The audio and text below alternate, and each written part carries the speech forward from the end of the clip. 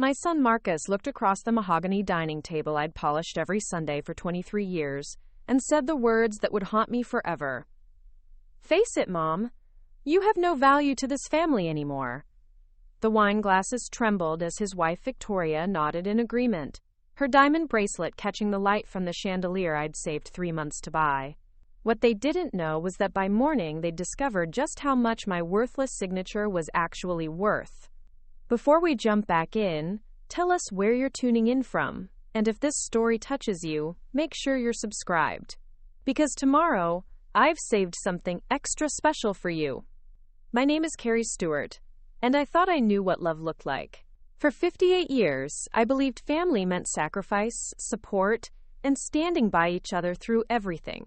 I raised Marcus as a single mother after his father walked out when he was barely 3 years old. Those early years were a blur of double shifts at the diner, sleepless nights studying for my real estate license, and every spare dollar going toward his baseball cleats, school supplies, and college fund. The dining room where everything fell apart had been my pride and joy. Every piece of furniture told a story of hard work and determination. The mahogany table came from an estate sale where I'd haggled for hours, knowing Marcus needed a proper place to do his homework. The china cabinet held dishes I'd collected one piece at a time from garage sales and thrift stores, slowly building a set worthy of family gatherings. The crystal chandelier overhead had been my gift to myself after closing my first $1 million real estate deal. That Sunday evening in October started like hundreds of others. I'd spent the entire day preparing Marcus's favorite meal, herb-crusted lamb with roasted vegetables, and my grandmother's famous apple pie. The house smelled like cinnamon and rosemary, warm and inviting. I'd set the table with my best china, the pieces that had taken me 15 years to collect. Fresh flowers from my garden sat in the center, their autumn colors reflecting the season's change. Marcus arrived with Victoria at exactly 6 o'clock, just as I'd taught him growing up. Punctuality mattered, I'd always said. Respect for others' time showed character. He looked handsome in his navy blazer and crisp white shirt, every inch the successful attorney I'd worked 3 jobs to help him become. Victoria glided in beside him, wearing a dress that probably cost more than most people's monthly rent, her blonde hair perfectly styled, and her makeup flawless. "Something smells incredible," Marcus said, kissing my cheek with the mechanical precision he'd developed over the past few years. The warmth that used to light up his eyes when he hugged me had gradually dimmed, replaced by something that felt more like obligation than affection. "I made all your favorites," I replied, smoothing my apron nervously. I'd changed clothes 3 times, wanting everything to be perfect. "Victoria, that dress is stunning. Is it new?" She barely glanced at me as she checked her phone. "From Milan. Marcus surprised me with a shopping trip last month."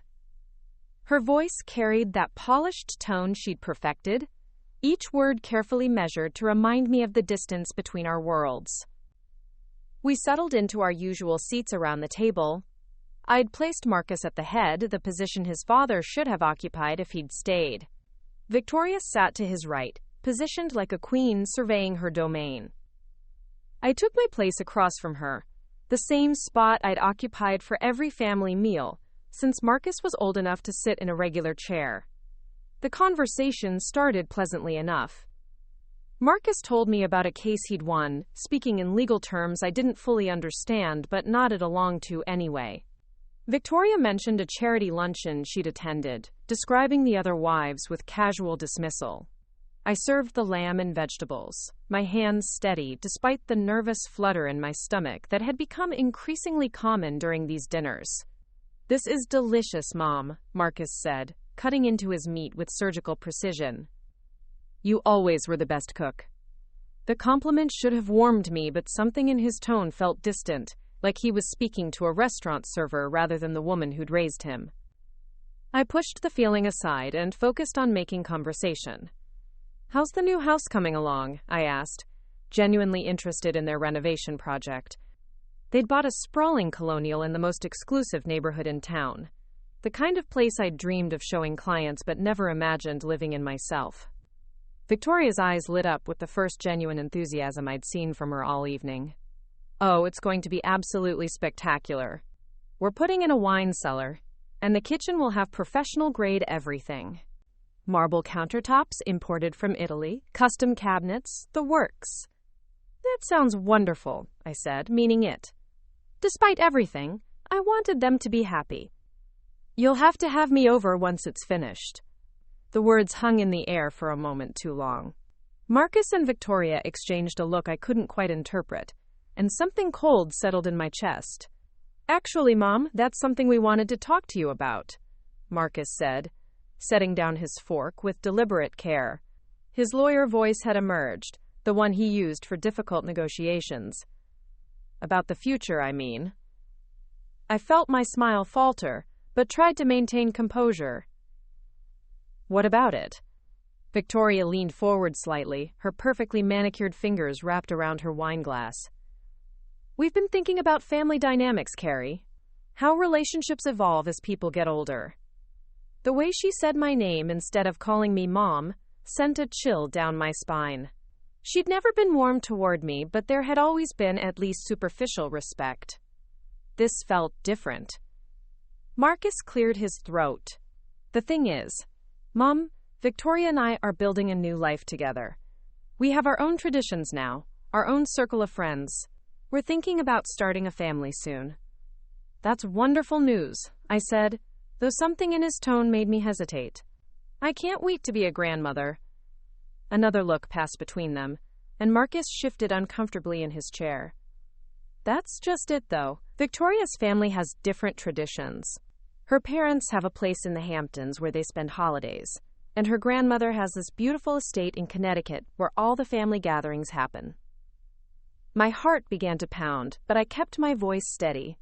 That sounds lovely. I'm sure we can work out a schedule so the baby can spend time with both families. Victoria's laugh was like breaking glass. Oh, Carrie, that's sweet, but it's not really practical. Marcus needs to focus on his career, and I need to maintain my social connections. We can't be running all over town trying to keep everyone happy.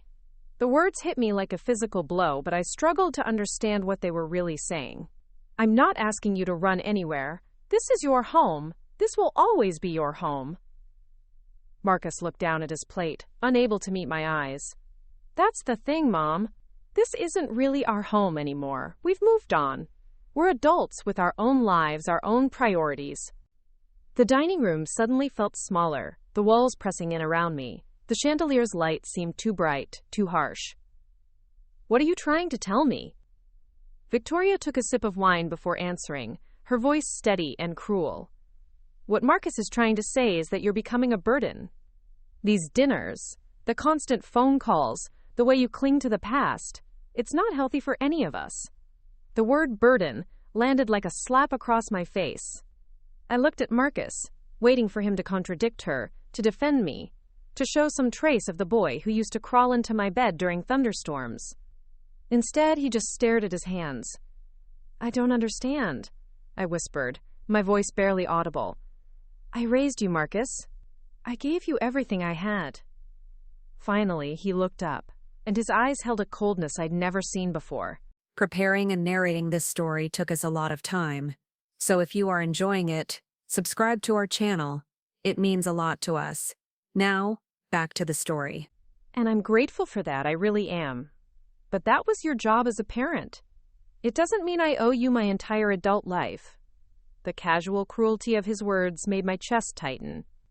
I never said you owed me anything. I just want to be part of your life. I want to know my grandchildren. Victoria set down her wine glass with a sharp clink against the china. Here's the reality, Carrie. You're getting older. You live alone in this big house, working a job that's honestly beneath Marcus's station now. When we have children, they'll need to be around successful, influential people. They'll need to learn how to move in the right circles. What are you saying? The question came out as barely a whisper. Marcus finally found his voice, though he still couldn't look directly at me. We're saying that maybe it's time for some distance. For you to find your own life, separate from ours. The room spun around me. The dining room I'd lovingly furnished, the meal I'd spent all day preparing, the family I'd sacrificed everything to create. It all felt like it was dissolving before my eyes. But I am your family, I said, hating how desperate I sounded. You're my son, my only child. Victoria leaned back in her chair, studying me like I was an interesting specimen. Family isn't just about blood, Carrie. It's about mutual benefit, shared values, common goals. What exactly do you bring to Marcus's life now? What value do you add? The question hung in the air like poison gas. I looked around the table at the remnants of our meal, at the flowers I'd carefully arranged, at the china I'd spent years collecting. What value did I add? I love him, I said simply, the words feeling inadequate even as I spoke them. Marcus finally met my eyes, and what I saw there broke something inside me. Love isn't enough anymore, Mom. I need more than that. Victoria and I have goals, ambitions. We're going places. And honestly, he paused, seeming to gather courage for the final blow. Face it, Mom, you have no value to this family anymore. The words echoed in the sudden silence. No value. The woman who had worked 3 jobs to pay for his college, who had sat through every baseball game and school play, who had sacrificed her own dreams so he could chase his, had no value. Victoria nodded approvingly, as if Marcus had finally said what she'd been waiting to hear. It's harsh, but it's honest. You're holding him back, Carrie. Holding us back. When we have children, we need them to see strength, success, influence. Not... She gestured vaguely in my direction. This. I sat there, feeling smaller with each passing second. The dining room that had been my sanctuary now felt like a courtroom where I had just been found guilty of the crime of existing. The chandelier's light seemed to mock me, illuminating my worthlessness for all to see. So what are you saying? I asked, though I already knew the answer would destroy me. We're saying goodbye, Mom, Marcus said, his voice softer now but no less devastating. Not forever, maybe, but for now. Until you figure out who you are without us. Victoria reached across the table and patted my hand with false sympathy. Think of it as an opportunity, Carrie. A chance to reinvent yourself. Maybe travel, take up a hobby, find some friends your own age. Stop living through Marcus and start living for yourself. The condescension in her voice made my skin crawl, but I was too shocked to respond. This couldn't be happening. This couldn't be my son, the boy I'd loved more than life itself, telling me I had no value. Marcus stood up, his chair scraping against the hardwood floor. We should go. Early day tomorrow. But you haven't had dessert, I said automatically, clinging to the familiar routine of hospitality. I made your favorite apple pie. Maybe next time, he said, though we all knew there wouldn't be a next time. Not for a long while. They gathered their things with efficient movements, as if they couldn't wait to escape. Victoria picked up her designer purse and checked her reflection in its compact mirror. Marcus straightened his tie and looked around the dining room one last time. Thanks for dinner, Mom, he said, kissing my cheek again with that same mechanical precision. Take care of yourself. And then they were gone, leaving me alone in the dining room surrounded by the remnants of what I'd thought was a family dinner but had actually been an execution. I sat there for a long time, staring at the empty chairs, the half-eaten food, the flowers that now looked wilted and sad. The house felt different somehow, hollow and echoing. Every creak of the floorboards, every tick of the grandfather clock in the hallway seemed magnified. I looked around at the furniture I'd chosen so carefully, the decorations I'd placed with such love, and wondered if any of it mattered anymore. Slowly, I began clearing the table. The china clinked together as I stacked the plates, the sound unnaturally loud in the silence. Victoria's lipstick had left a mark on her wine glass, a red smear that looked like a wound. I rinsed it away under the hot water, watching the color swirl down the drain. As I loaded the dishwasher, my hands moved automatically through the familiar motions while my mind reeled. Had I really been that blind? Had I been so focused on loving Marcus that I'd failed to see how far apart we'd grown? When had my devotion become a burden? When had my love become worthless? The apple pie sat untouched on the counter, its golden crust now cold and uninviting. I'd spent hours on it, rolling the dough by hand, peeling each apple with careful precision, adding just the right amount of cinnamon and sugar. All for nothing. I walked through the house, turning off lights and checking locks with the same routine I'd followed for decades. But everything felt different now. The photographs lining the hallway, Marcus at every stage of his life, seemed to mock me. Birthday parties where I'd been the only parent because his father had already abandoned us. Graduation ceremonies where I'd cheered the loudest. Holiday mornings where we'd opened presents together, just the two of us against the world.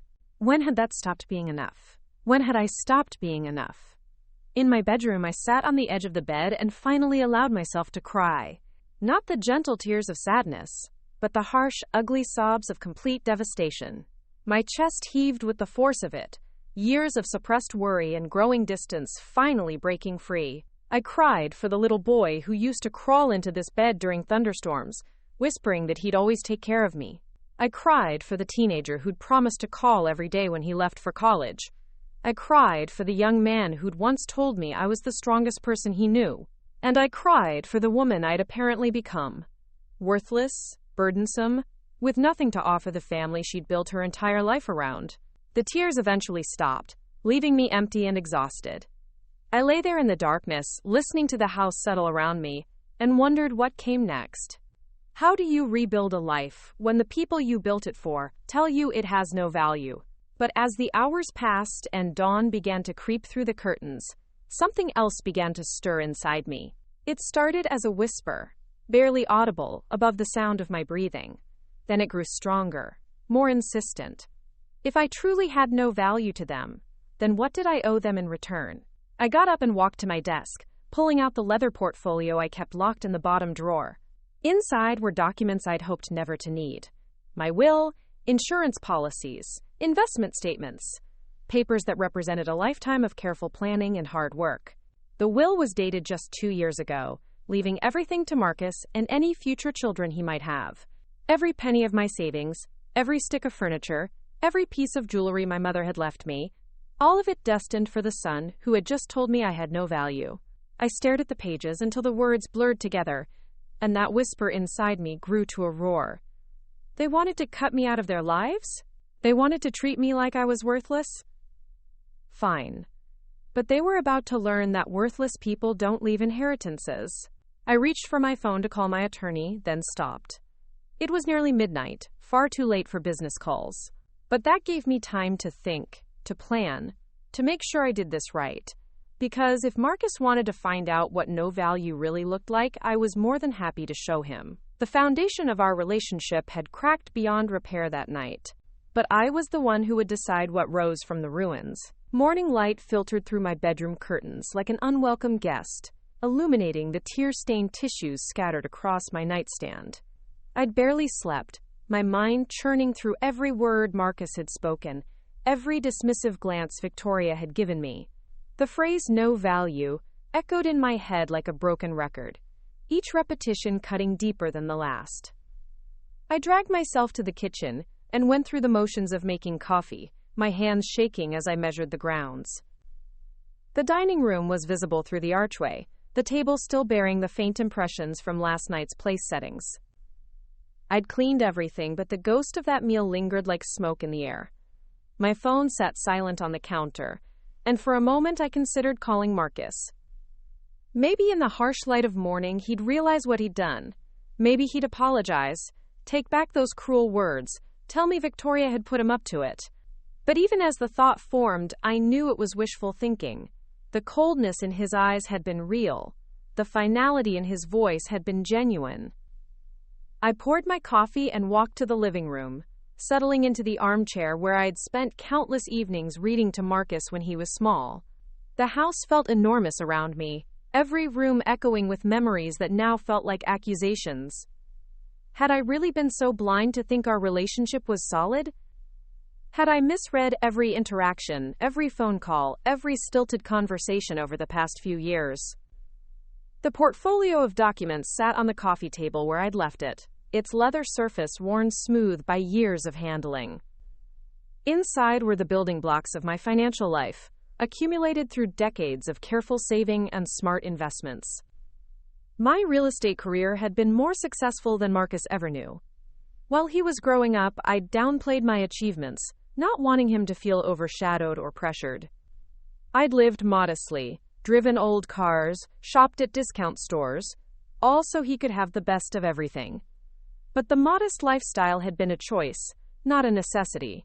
The investment accounts I'd built over 25 years contained a sum that would have shocked my son. The real estate properties I'd quietly acquired in up-and-coming neighborhoods had appreciated beyond my wildest dreams. The life insurance policy I'd maintained since Marcus was born would have set him up for life. All of it earmarked for the boy who now considered me worthless. I opened the portfolio and spread the documents across the coffee table like pieces of a puzzle. Bank statements showing balances that had grown steadily over the years. Investment summaries detailing a diversified portfolio worth more than most people earned in a lifetime. Property deeds for rental units that generated steady monthly income. And there, paper clipped to the back of the folder, my will. The document was written in the careful language lawyers preferred, but its meaning was crystal clear. Everything I owned, everything I'd worked for, everything I'd accumulated through decades of sacrifice and smart decisions, would go to Marcus upon my death. And if he predeceased me, it would go to his children. The woman he'd just told had no value, was planning to make him a very wealthy man. I laughed, but there was no humor in the sound. It was bitter and hollow, like the taste of betrayal still coating my tongue. How would Marcus react if he knew? If he understood that his harsh words had just cost him a fortune he didn't even know existed? The grandfather clock in the hallway chimed 8 times, its deep notes reverberating through the quiet house. Soon the rest of the world would be starting their Monday morning routines, heading to offices and appointments, dealing with the mundane concerns of everyday life. But I had more important business to attend to. I reached for my phone and dialed a number I knew by heart. Richard Blackwood had been my attorney for 15 years, handling everything from real estate transactions to estate planning. He was discreet, thorough, and expensive, but worth every penny. More importantly, he understood that sometimes legal matters required delicate handling. Carrie, his familiar voice came through the speaker after 2 rings. "This is early for you. Is everything all right?" I almost laughed at the question. Nothing would ever be all right again, but that wasn't Richard's problem to solve. "I need to make some changes to my will, Richard. Significant changes." There was a pause on the other end of the line. "I see. Would you prefer to discuss this over the phone, or would you like to come in?" "I'll come in. How's 10 o'clock?" "I'll make time." "Carrie, are you sure you're okay? You sound—" "I sound like a woman who's finally seeing clearly," I interrupted. "I'll see you at 10. I hung up before he could ask more questions. Richard was perceptive enough to read between the lines, and professional enough not to pry beyond what was necessary for the legal work. He'd handled enough family disputes over the years to recognize the tone of a client who'd been pushed too far.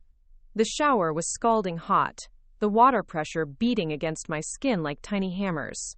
I stood under the spray longer than necessary, letting the heat work through the tension in my shoulders and neck. When I finally stepped out, I felt marginally more human, though the hollow ache in my chest remained untouched. I dressed carefully, choosing a navy blue suit I'd bought for important client meetings.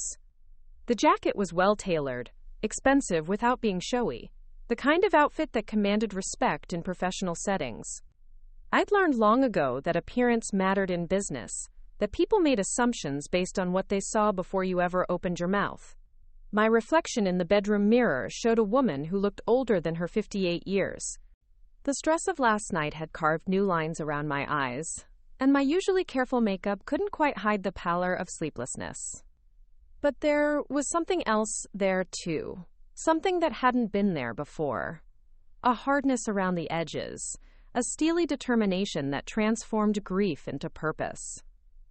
I drove through the familiar streets of my neighborhood, past houses where I'd sold properties to young families, where I'd helped empty nesters downsize, where I'd guided first-time buyers through the biggest purchase of their lives. Real estate had been more than a career for me. It had been a calling.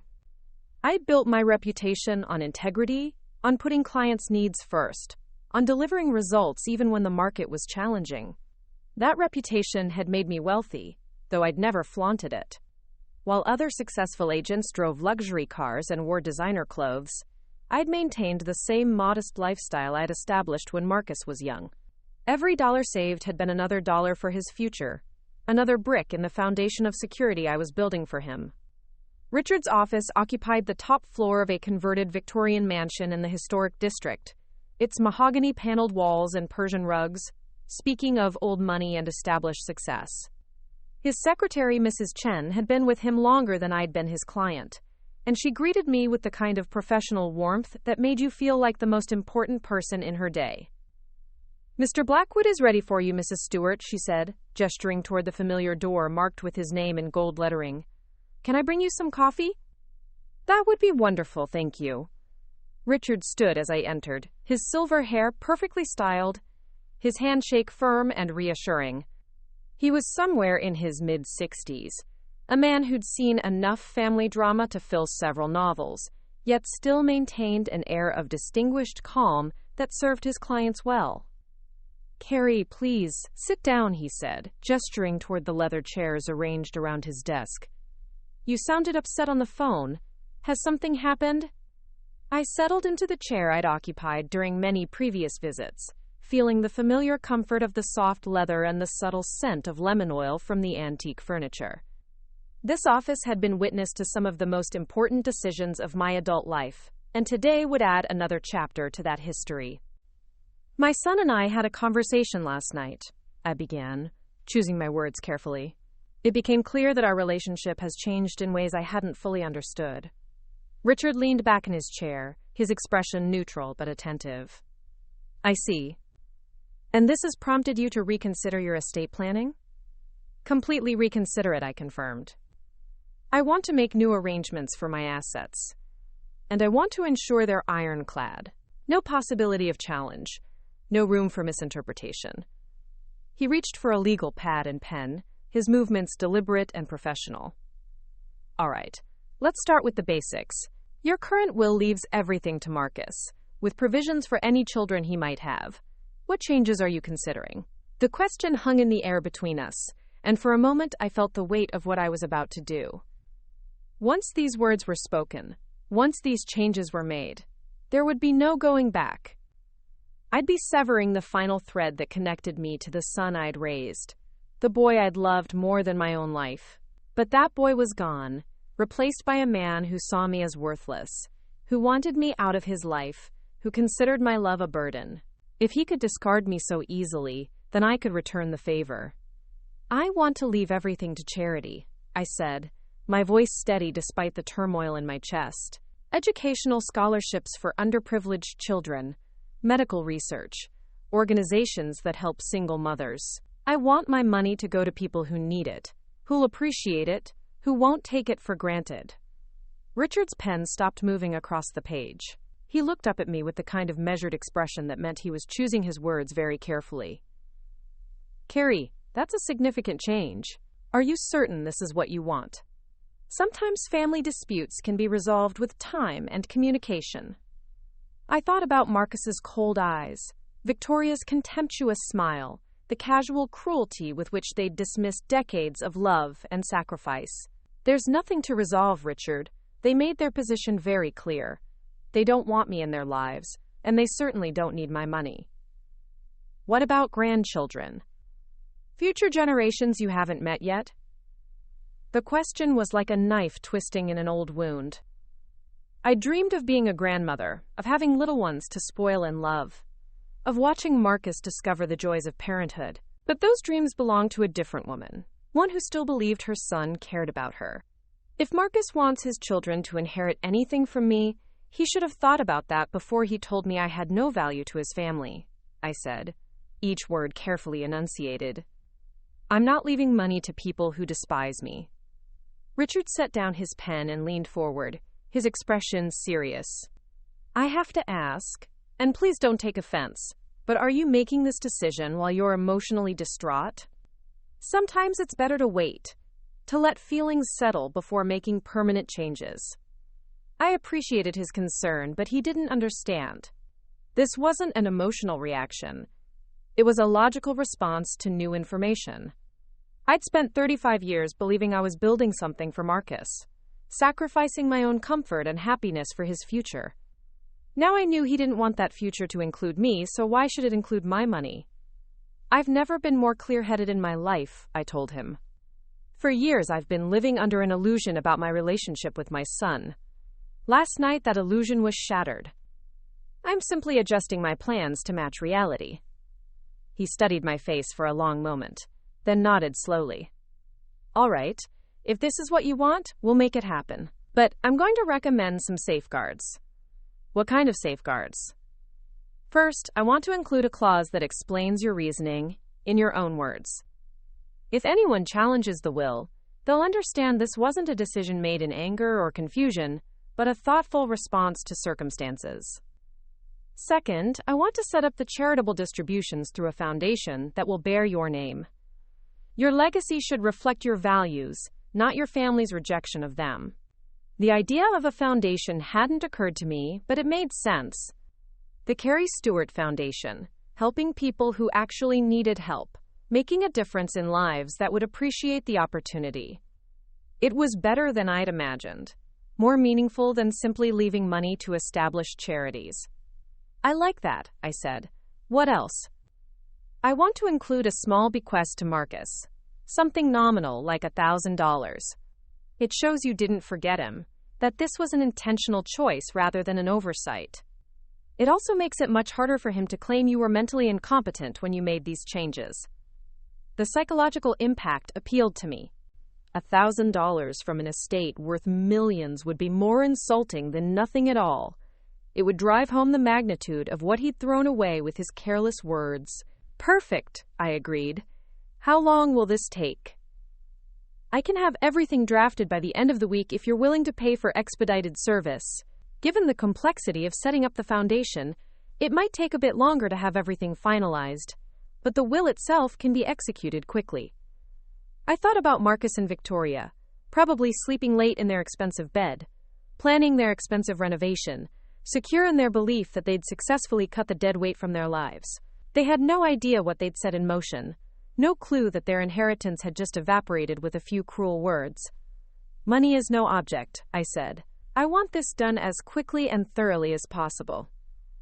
Richard made notes on his pad, occasionally asking questions about specific details, charitable preferences, and legal technicalities. We discussed the foundation's mission statement, the criteria for scholarship recipients, the oversight structure that would ensure the money was used properly. With each decision, I felt a growing sense of purpose, as if I was finally channeling my life in a direction that mattered.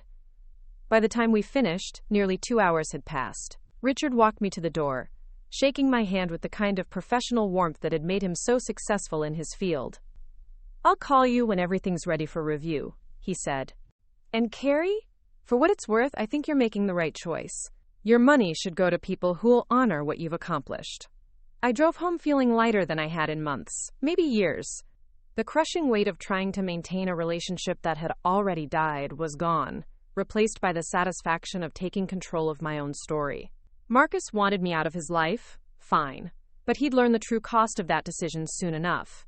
The afternoon passed quickly as I researched charitable organizations online, reading about their missions and impact, imagining how my money could transform lives. Scholarship programs that helped first-generation college students, medical research facilities working on diseases that affected women, shelters that provided safe havens for mothers escaping domestic violence.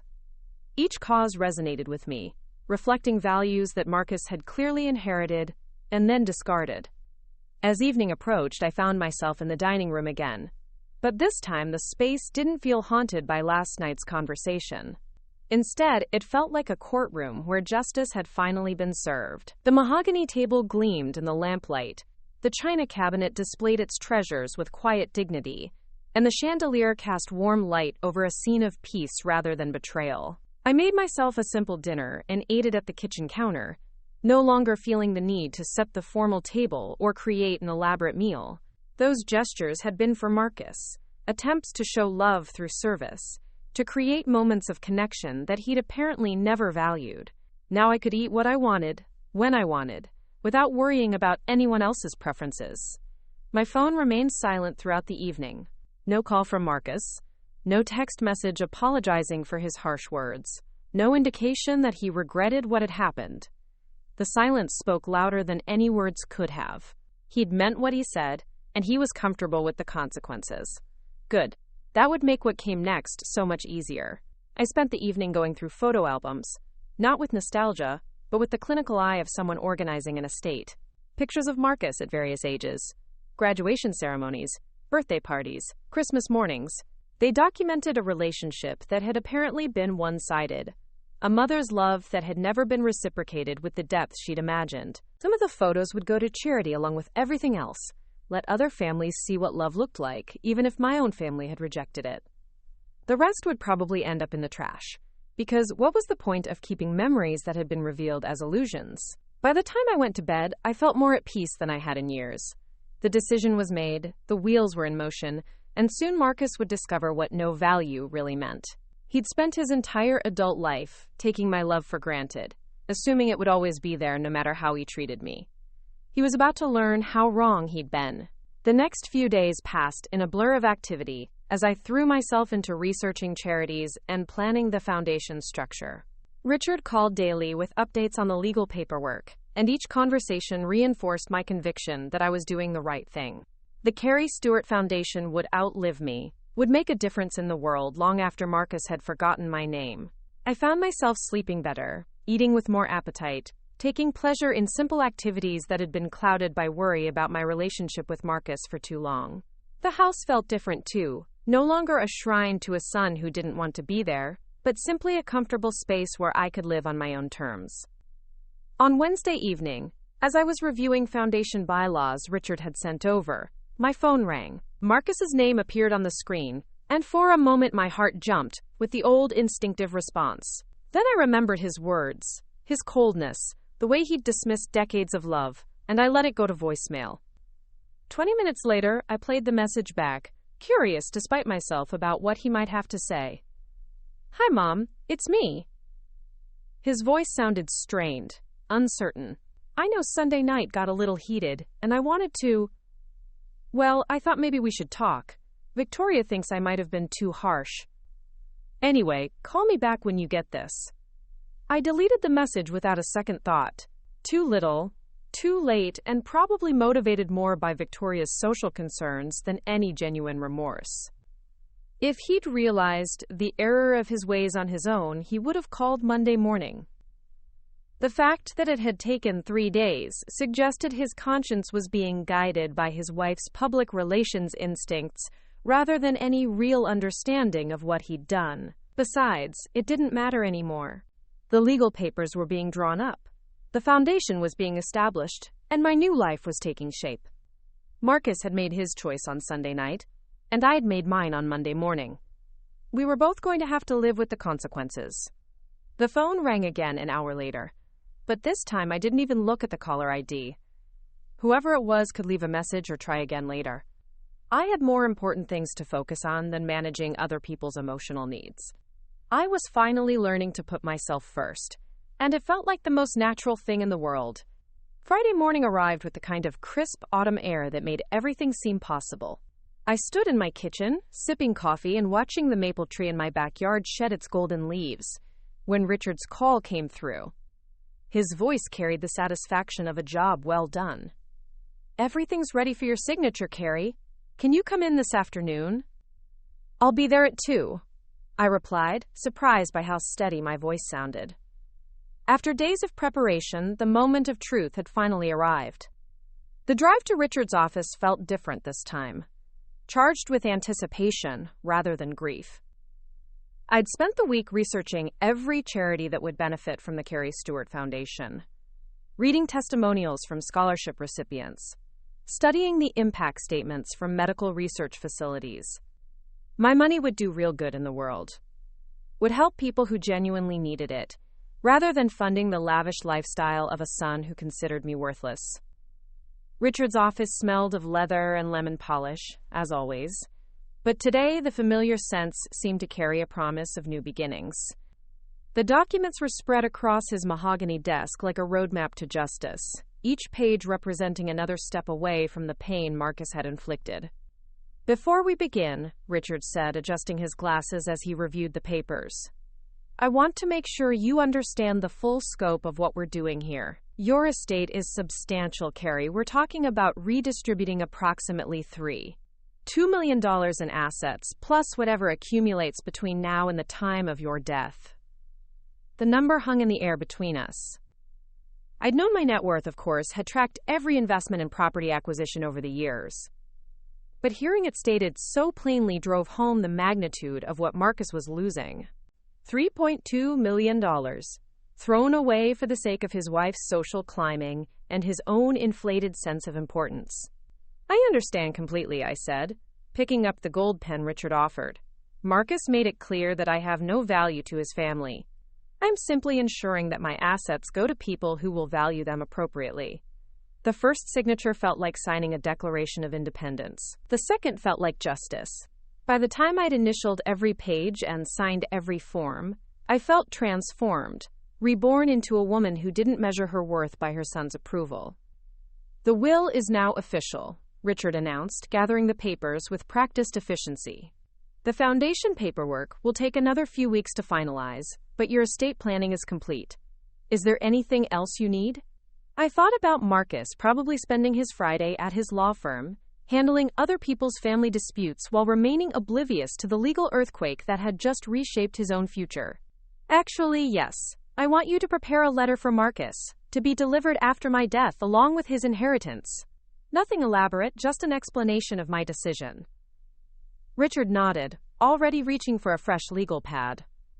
"What would you like it to say?"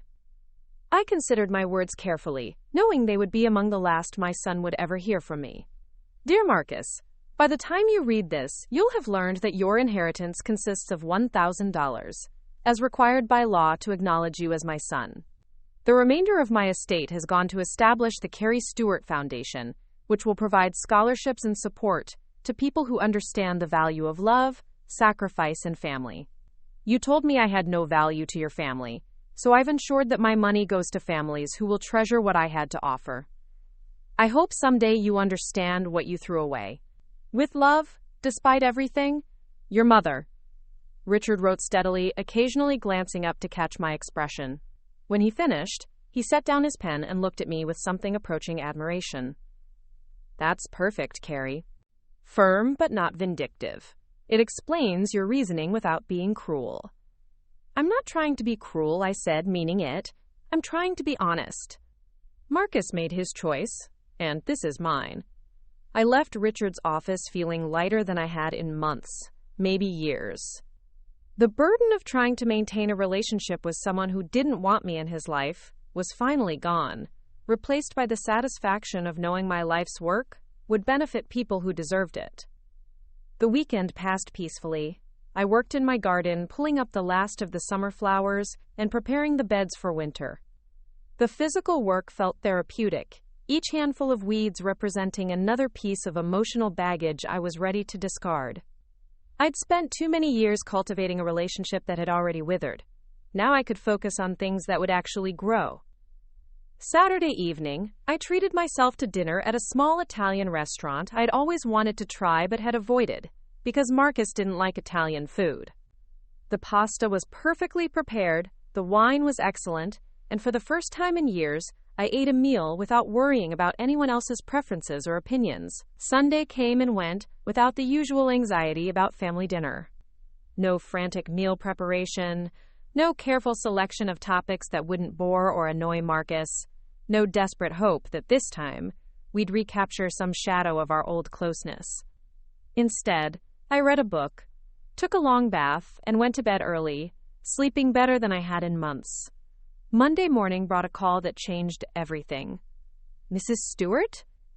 The voice was unfamiliar, female, with the kind of professional courtesy that suggested bad news. "This is Rebecca Martinez from St. Mary's Hospital." I'm calling about your son, Marcus Stewart. My coffee mug slipped from my hands, shattering against the kitchen floor in an explosion of ceramic and hot liquid. My heart hammered against my ribs as every worst-case scenario flashed through my mind.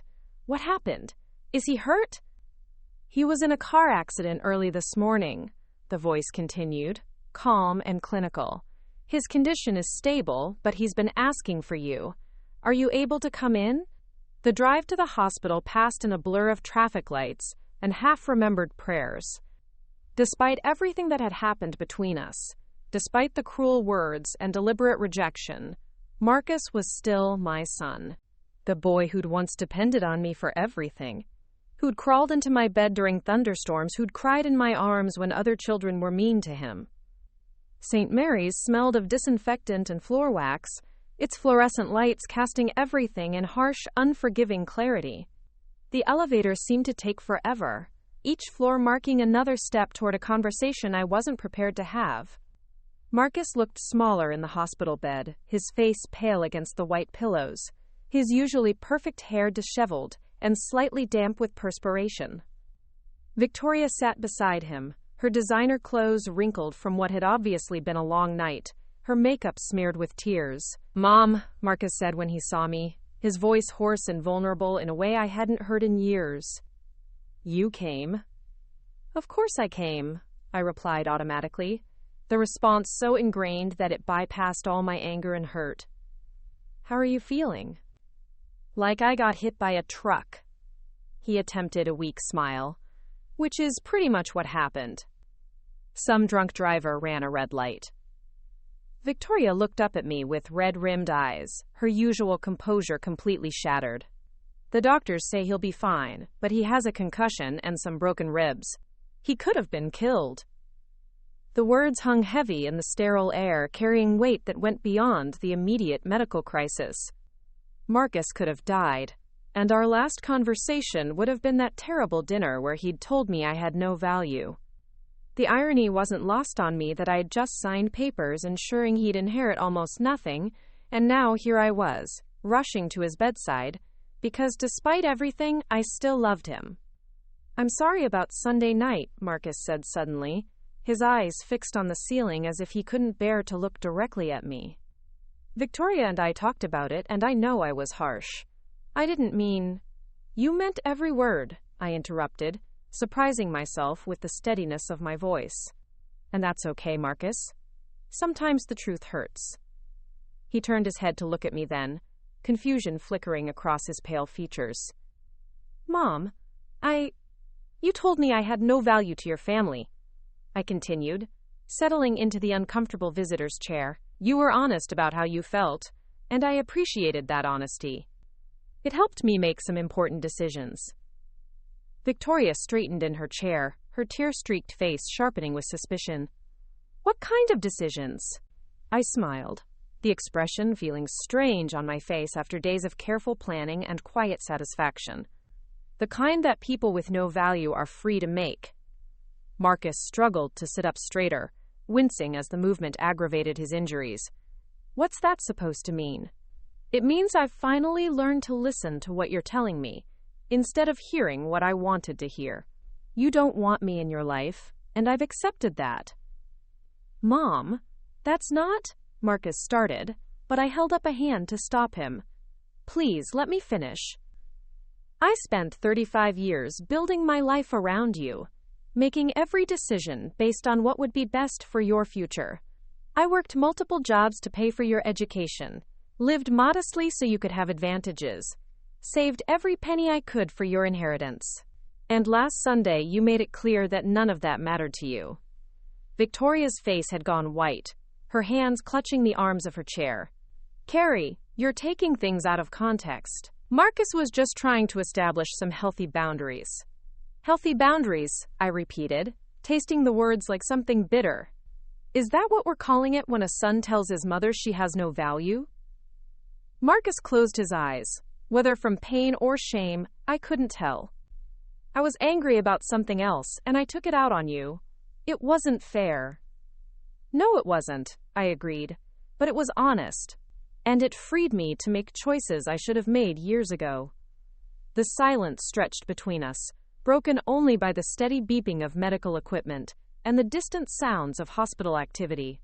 Victoria was staring at me with growing alarm, as if she sensed that something fundamental had shifted but couldn't quite grasp what it was. "What choices?" Marcus asked finally, his voice barely above a whisper. I leaned back in the uncomfortable chair, feeling oddly relaxed despite the charged atmosphere in the room. "I've revised my will, Marcus. Since you made it clear that I have no value to your family, I've ensured that my assets go to people who will appreciate them." The words landed like stones thrown into still water, sending ripples of shock across both their faces. Victoria actually gasped, her hand flying to her mouth as if she could somehow recall the sound. "What do you mean, revised?" Marcus asked, his voice stronger now, edged with panic. "I mean I've left everything to charity. The Carrie Stewart Foundation will provide scholarships for underprivileged children, fund medical research, support single mothers, people who understand the value of sacrifice and love." Victoria shot to her feet, her chair scraping against the linoleum floor. "You can't do that. That money belongs to Marcus." "Actually, it belongs to me," I corrected gently. "And since my son made it clear that I have no value to his family, I've given it to families who will value what I've built." Marcus was staring at me with an expression I couldn't quite read, somewhere between shock and dawning comprehension. "How much?" he asked quietly. "Does it matter? You told me I was worthless, Marcus. I'm simply making sure my worthless assets go to people who won't consider them worthless." "Jesus Christ, Carrie!" Victoria exploded, her carefully maintained composure finally cracking completely. "Do you have any idea what you've done? We're talking about Marcus's inheritance, his children's future." "I'm talking about children who exist right now and need help," I replied calmly. "Not hypothetical grandchildren whose father considers their grandmother to have no value." Marcus struggled to sit up despite his injuries, his face flushed with exertion and growing panic. "Mom, wait. We can fix this. We can talk about what happened, work things out." "There's nothing to fix and nothing to work out. You were very clear about where I stood in your life, and I've adjusted my estate planning accordingly." Victoria began pacing the small room like a caged animal, her designer heels clicking against the floor in an agitated rhythm. "This is insane. You're punishing Marcus for one stupid comment made in anger." "I'm not punishing anyone," I said, genuinely meaning it. "I'm simply redirecting my resources toward people who won't consider my love a burden or my presence an inconvenience." "How much money are we talking about?" Victoria demanded, stopping her pacing to stare at me with wild eyes. I smiled, enjoying her desperation more than I probably should have. "Enough that you might want to reconsider calling me worthless in the future." Marcus fell back against his pillows, his face gray with shock and realization. "Oh God, Mom, I'm so sorry. I didn't mean what I said. I was stressed about work, and Victoria's been pushing me to spend more time with her family, and You just told me the truth," I finished for him. "And I'm grateful for that truth, Marcus. It freed me to make better choices with my life and my money."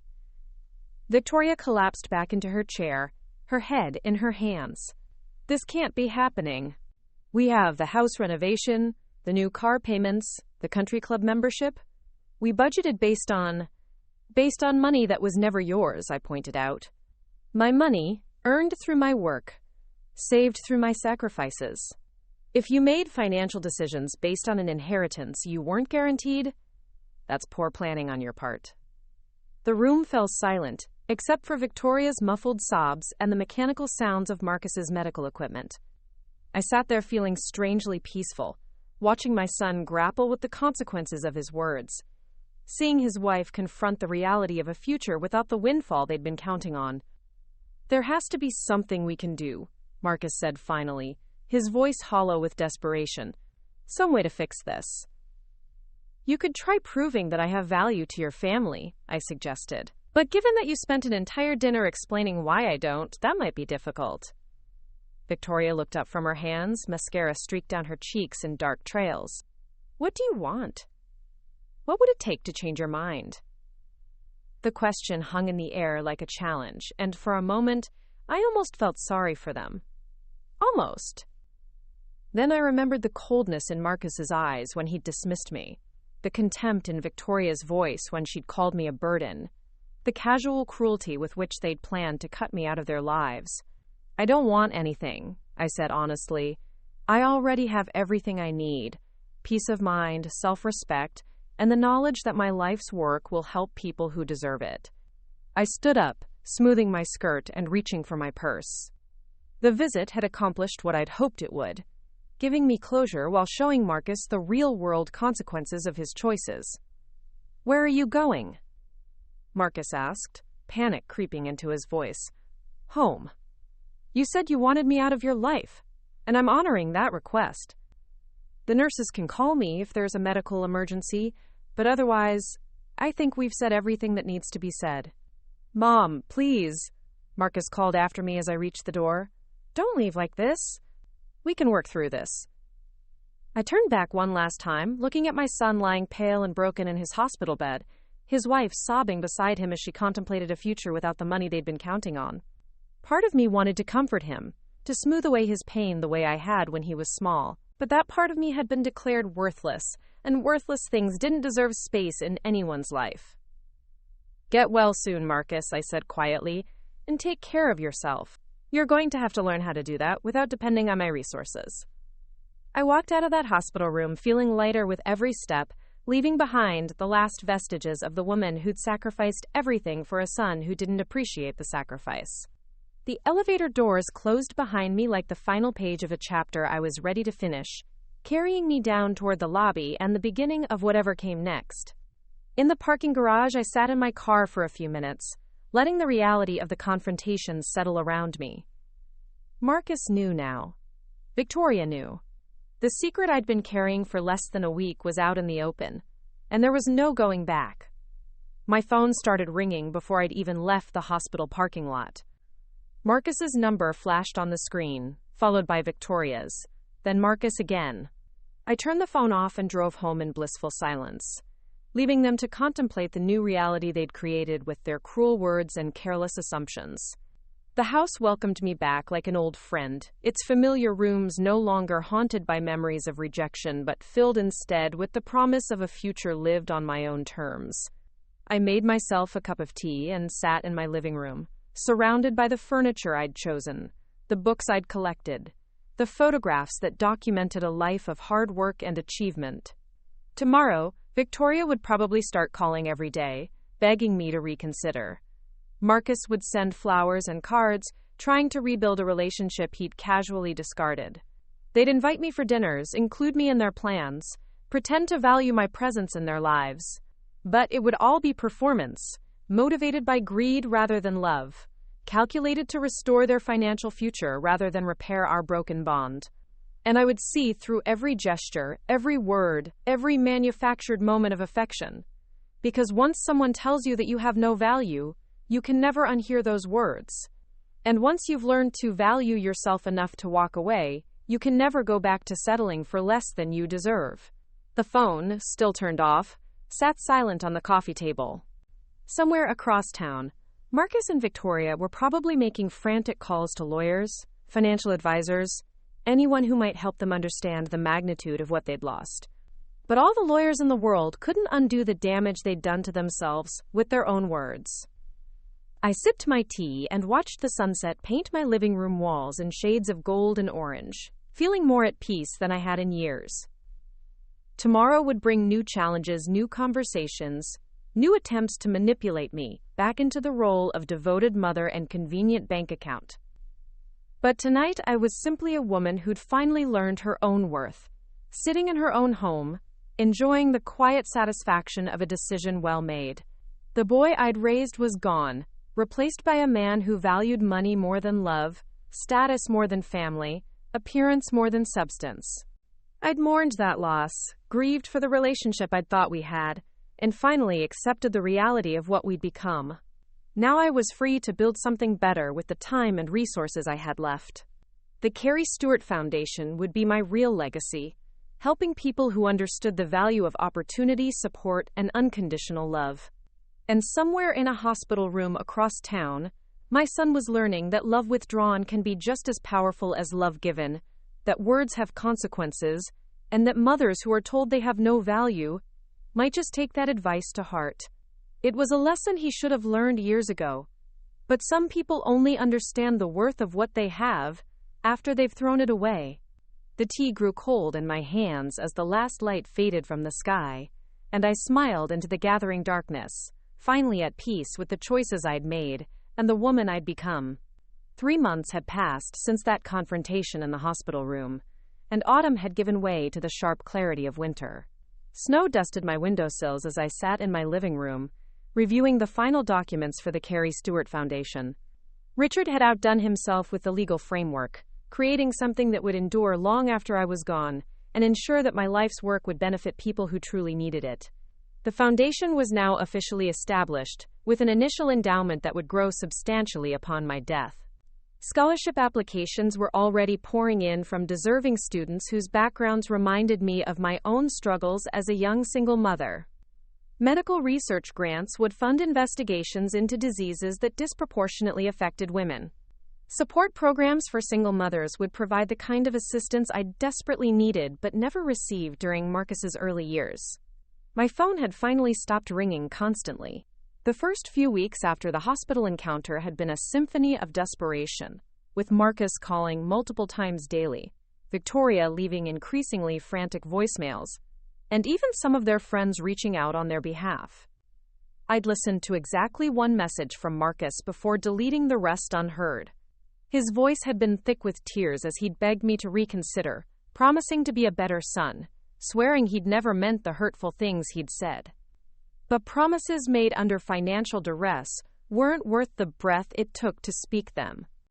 If Marcus wanted to rebuild our relationship, it would have to be for reasons that had nothing to do with money. And given that he'd only reached out after learning about his lost inheritance, I doubted his motivations were pure. The house felt different now, lighter somehow. I'd spent decades filling it with memories of Marcus, keeping his childhood room exactly as he'd left it, displaying photos of every milestone in his life. Now I was slowly reclaiming the space as my own. His room had become a home office where I could manage foundation business. The photos had been reduced to a tasteful few, no longer shrines to a relationship that had existed more in my imagination than in reality. I'd also made some practical changes to my daily routine. The real estate business was thriving as always, but I'd started delegating more to my assistant and taking time for activities I'd neglected for years.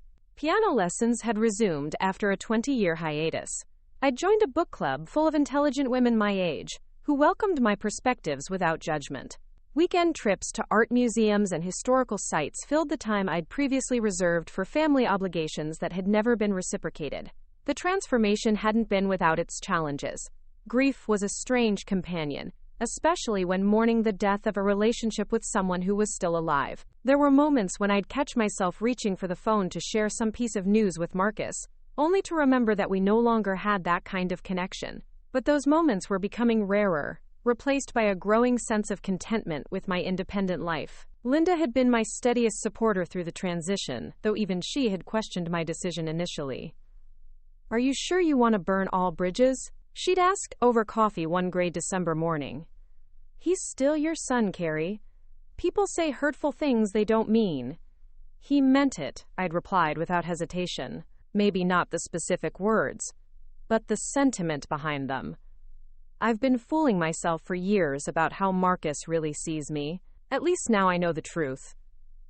Linda had studied my face for a long moment before nodding slowly. "You look happier than you have in ages. If this is what it takes for you to find peace, then I support you completely." She was right about my appearance. The stress lines that had deepened over years of trying to maintain a relationship with someone who didn't want one had begun to fade. I slept better, ate with more appetite, and found genuine joy in activities that didn't revolve around Marcus's approval or presence. The foundation work had become a particular source of satisfaction. Reading scholarship applications from young people who reminded me of my younger self, reviewing grant proposals from researchers whose work could change lives, meeting with shelter directors who understood the challenges facing single mothers. All of it felt more meaningful than anything I'd done in years.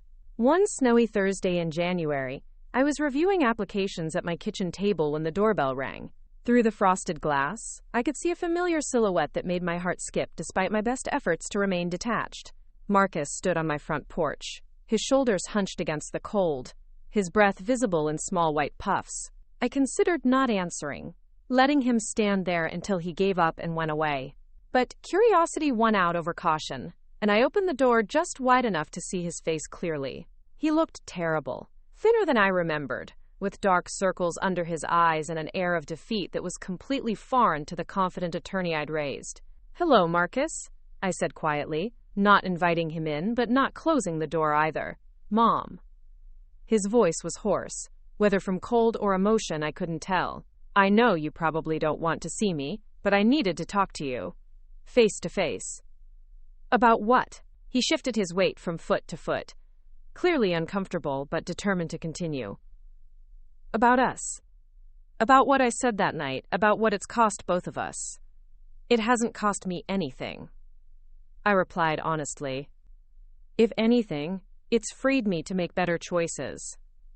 Can I come in? Please? Just for a few minutes." Against my better judgment, I stepped aside and let him enter. He looked around the living room with something approaching wonder, taking in the changes I'd made, the way the space no longer revolved around his presence or comfort. "You've redecorated," he observed, settling onto the couch without invitation. "I've reclaimed my space," I corrected, taking the chair across from him rather than sitting beside him as I might have in the past. "Would you like some coffee?" "That would be nice." I busied myself in the kitchen, using the familiar routine to steady my nerves and give myself time to think. Marcus had never come to the house alone before. Victoria had always been with him, directing conversations and controlling the agenda. His solo appearance suggested either desperation or genuine desire to rebuild our relationship without her influence. When I returned with 2 steaming mugs, he was studying a photograph on the side table, one of the few remaining pictures of him as a child, taken during a camping trip when he was about 8 years old. His young face beamed with joy as he held up a fish he'd caught, his arm around my waist as I knelt beside him by the lake. "I remember that day," he said softly, accepting the coffee with a slight smile. "You were so proud of me for catching that fish, even though it was barely big enough to keep." "You were proud of yourself too," I replied, settling back into my chair. "You talked about it for weeks." "I've been thinking about that trip a lot lately. About a lot of things, actually." He took a sip of coffee and winced slightly, whether from the heat or from whatever he was about to say. "Victoria moved out 2 weeks ago." The news hit me with unexpected force, though I tried to keep my expression neutral. "I'm sorry to hear that." "Are you?" He looked at me with eyes that seemed older than his 35 years. "I know you never liked her much." "I wanted you to be happy," I said carefully. "If she made you happy, then I supported your choice." "Did she make me happy?" The question seemed directed more to himself than to me. "I thought she did. She was beautiful, successful, from the right family. She fit into the life I thought I wanted." "And now?" Marcus set down his coffee cup and leaned forward, his elbows on his knees. "Now I realized that the life I thought I wanted wasn't really living at all.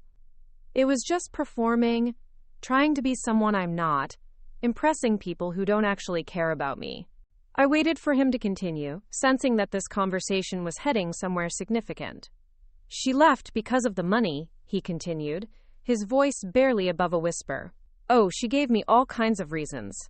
Said we'd grown apart, that I'd changed since the accident, that she needed space to figure things out.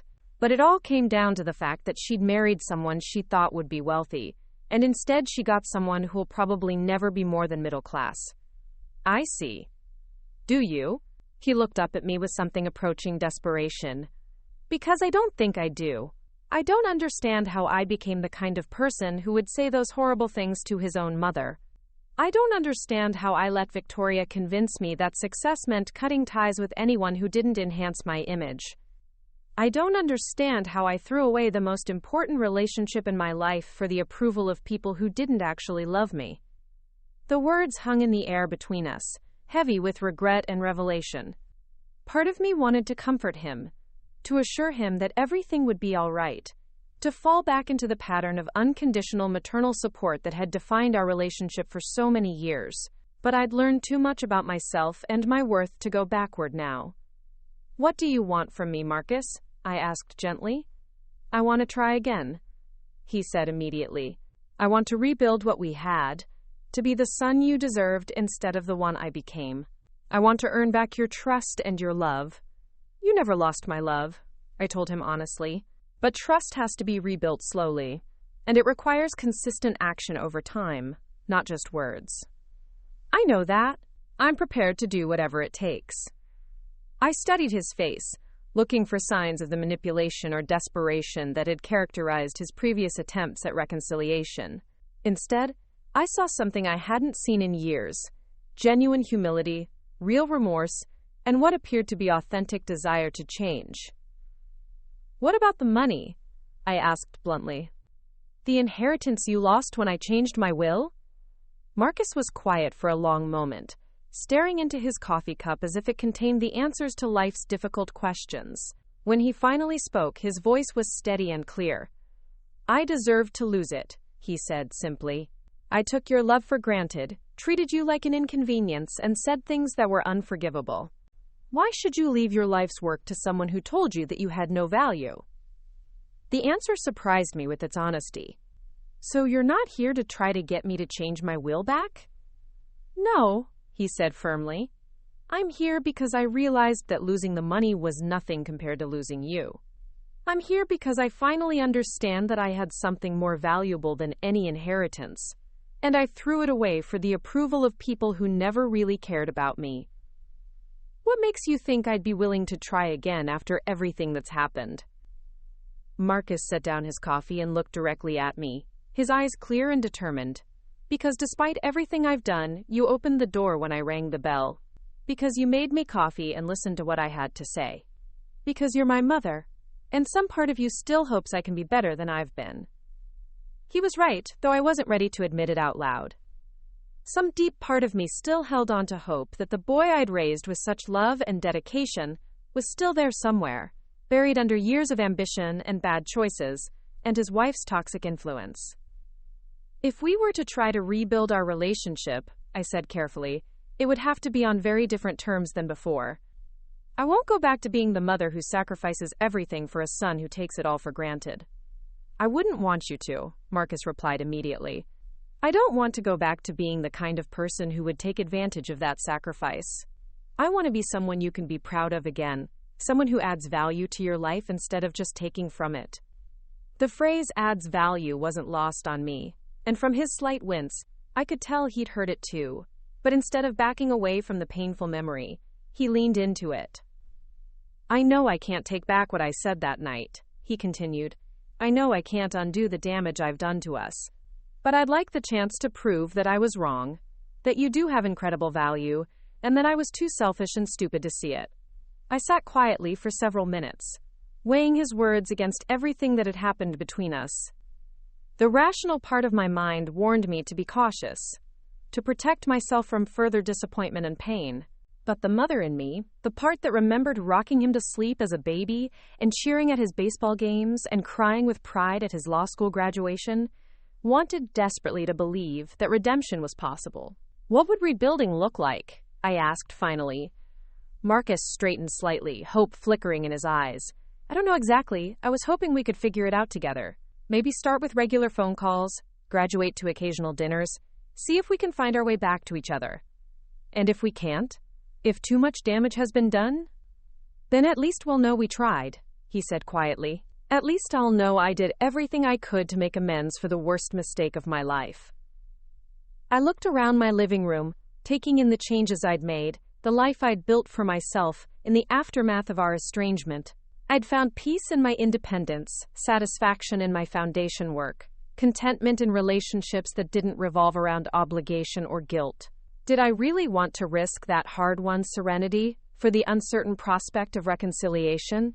But as I watched Marcus sit there, genuinely humble for perhaps the first time in his adult life, I realized that I'd never truly forgive myself if I didn't at least try. Not for his sake, but for mine. Because some part of me would always wonder what might have been possible if I'd been brave enough to extend one more chance. We can try, I said finally, the words feeling both terrifying and liberating. But it has to be a real relationship, Marcus. Not you performing the role of dutiful son until you get tired of the effort. Not me going back to making your needs more important than my own. Something honest and mutual and sustainable. Yes, he said immediately. That's exactly what I want. And the money question is settled. The foundation is established, the will is final, and I'm not changing it. If you can accept that, really accept it, then we can move forward. If you can't, then this conversation ends here. Marcus nodded without hesitation. I accept it completely. You earned that money, and you have every right to decide where it goes. The fact that you're using it to help people who need it instead of leaving it to someone who hurt you shows exactly the kind of person you are. The kind of person I should have appreciated instead of taking for granted.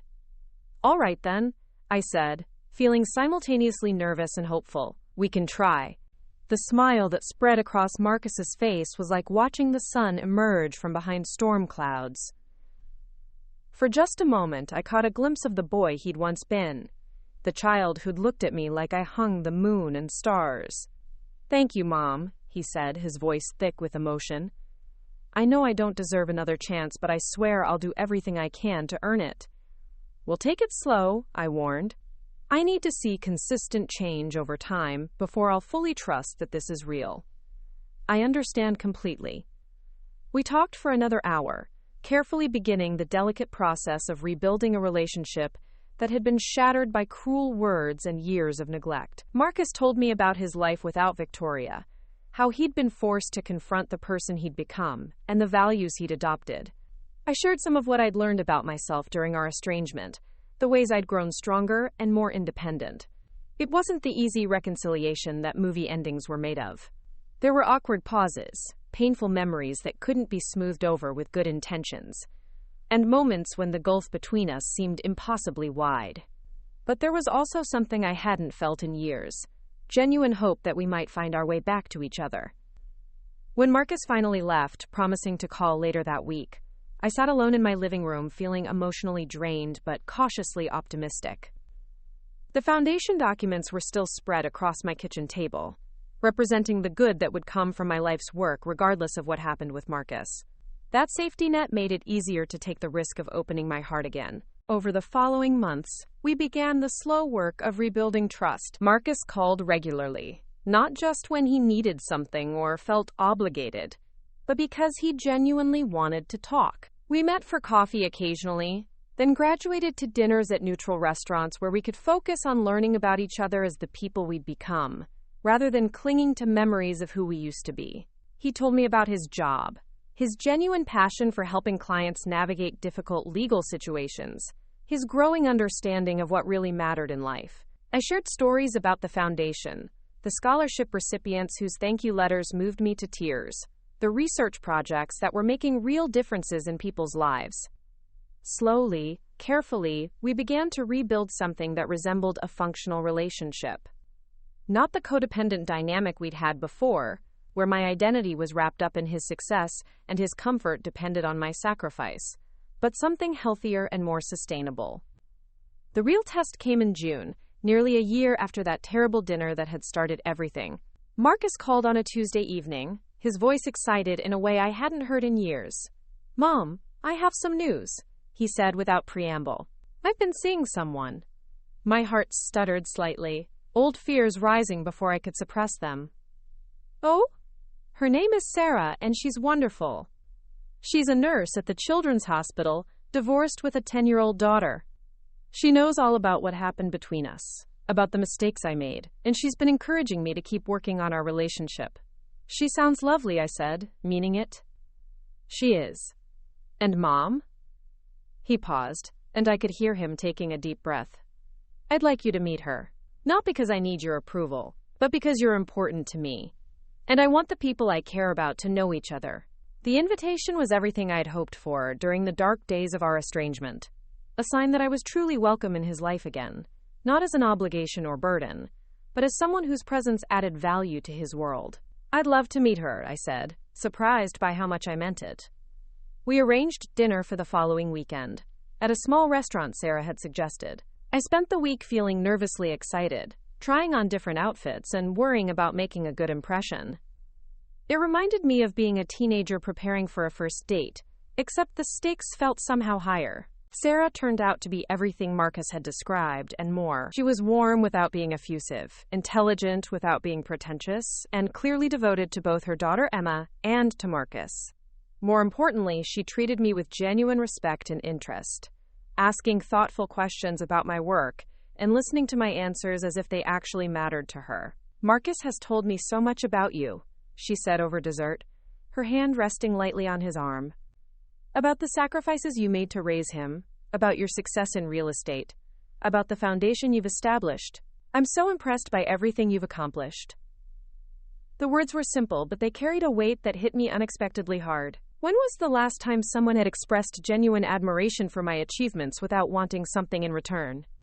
When had anyone last seen me as a complete person rather than just Marcus's mother? "Thank you," I managed, blinking back tears I hadn't expected. "That means more than you know." Marcus was watching the interaction with something approaching wonder, as if he was seeing me through Sarah's eyes and finally understanding what he'd been too blind to see before. Later, as we said our goodbyes in the restaurant parking lot, he pulled me aside. "I'm proud of you, Mom," he said quietly. "I know I should have said that years ago, but I'm saying it now. I'm proud of the businesswoman you became, the strength you showed during the divorce, the way you're using your success to help other people. You're an amazing woman, and I'm lucky to be your son." The words I'd waited decades to hear finally came, not because I'd demanded them or manipulated him into saying them, but because he'd finally grown into the kind of man who could recognize and appreciate them freely. As I drove home that night, I felt a deep sense of completion that had nothing to do with Marcus's approval or love. The Carrie Stewart Foundation was thriving, providing scholarships to deserving students and funding research that would help future generations. My real estate business continued to prosper, built on relationships of trust and expertise, rather than desperation for validation. My personal life was rich with friendships and activities that brought me joy independent of anyone else's needs or opinions. Marcus was part of that life now, not as its center or primary focus, but as one important relationship among many. We saw each other regularly, talked frequently, and genuinely enjoyed each other's company. When he and Sarah got engaged the following spring, I was genuinely happy for them. When they asked me to help plan the wedding, I was honored to be included but not overwhelmed by the responsibility.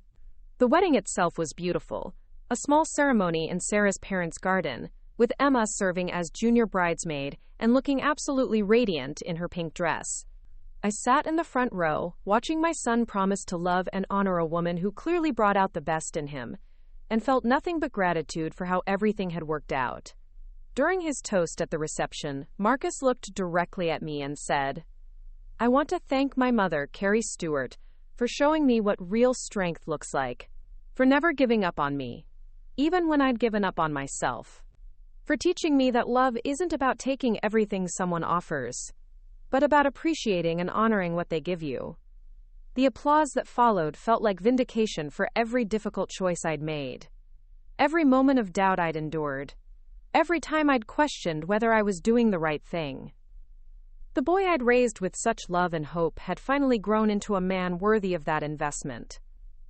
5 years later, I was sitting in my living room on a quiet Sunday afternoon, reading thank you letters from the latest batch of Foundation Scholarship recipients, when Emma burst through the front door with the kind of exuberant energy only 8-year-olds possessed. "Grandma Carrie!" she shouted, launching herself into my arms with complete confidence that I'd catch her. "Guess what? I lost my first tooth." I admired the gap in her smile and listened to her breathless account of how the tooth had come out during lunch at school, how she'd wrapped it carefully in a napkin, how excited she was for the tooth fairy's visit. Marcus and Sarah followed behind her, Marcus carrying their new baby, Thomas, and both of them wearing the slightly frazzled but happy expressions of parents managing 2 children. "Sorry we're early," Sarah apologized, settling onto the couch beside me. "Emma was so excited to show you her tooth that we couldn't convince her to wait." I'm always happy to see you, I replied, meaning it completely. How's Thomas doing? Finally sleeping through the night, Marcus said gratefully, gently placing the baby in my arms. Sarah's been amazing, but we're both exhausted. I looked down at my grandson, marveling at his tiny fingers and perfect features, and felt the kind of uncomplicated joy I'd almost forgotten was possible. This was what family was supposed to feel like. Not obligation or burden, but genuine affection freely given and received. Why don't you two go take a nap? I suggested. Emma and I can look after Thomas for a few hours. Are you sure? Sarah asked, though the hope in her voice suggested she was already imagining the luxury of uninterrupted sleep. Absolutely. We'll have a wonderful time, won't we, Emma? Emma nodded enthusiastically, already planning the games we'd play and stories we'd tell. Marcus kissed my cheek before heading upstairs. The gesture so natural and affectionate that it transported me back to his childhood, when such moments of connection had been routine rather than precious. As I sat there with baby Thomas sleeping peacefully in my arms, and Emma chattering beside me about her plans for spending the Tooth Fairy money, I reflected on the journey that had brought us to this moment. The pain of that terrible dinner when Marcus had told me I had no value seemed like something that had happened to a different person in a different lifetime. I'd learned that my value wasn't dependent on anyone else's recognition or appreciation, that I was complete and worthwhile whether or not my son acknowledged it. The foundation that bore my name was helping hundreds of people every year, my business continued to thrive, and my personal relationships were built on mutual respect rather than desperation or obligation. Marcus had learned that love freely given was infinitely more valuable than anything taken for granted, that relationships required nurturing and attention to survive, and that true success was measured by the quality of connections rather than the accumulation of status symbols. We'd both grown into better versions of ourselves through the painful process of separation and reconciliation. The relationship we had now was stronger and healthier than what we'd lost, built on honesty and mutual appreciation rather than habit and assumption. The will I'd changed in anger and hurt remained unchanged, not because I wanted to punish Marcus, but because I'd discovered something more important than leaving money to family. I'd found my true legacy in the lives the foundation would touch, the opportunities it would create, the research it would fund. That legacy would outlive us all, creating ripples of positive change that would continue long after both Marcus and I were gone. But that didn't mean I loved him any less. If anything, I loved him more now that our relationship was based on choice rather than obligation, on genuine affection rather than genetic accident. He was my son not just because I'd given birth to him, but because he'd earned that place in my life through consistent actions and authentic change. As the afternoon sun slanted through my living room windows, casting everything in golden light, I held my sleeping grandson and listened to my granddaughter's cheerful chatter and felt a deep sense of peace. This was what happiness looked like, not the desperate grasping after other people's approval that had defined too many years of my life, but the quiet satisfaction of knowing I was exactly where I belonged, surrounded by people who chose to be there. The woman who'd sat at that dinner table 5 years ago, being told she had no value by the son she'd sacrificed everything for, was gone. In her place was someone stronger, wiser, and infinitely more content with the life she'd built for herself. Marcus had been wrong that night when he'd said I had no value. But his cruelty had inadvertently given me the greatest gift possible, the opportunity to discover my own worth independent of anyone else's opinion. And that discovery had made all the difference. Up next, you've got 2 more standout stories right on your screen. If this one hit the mark, you won't want to pass these up. Just click and check them out.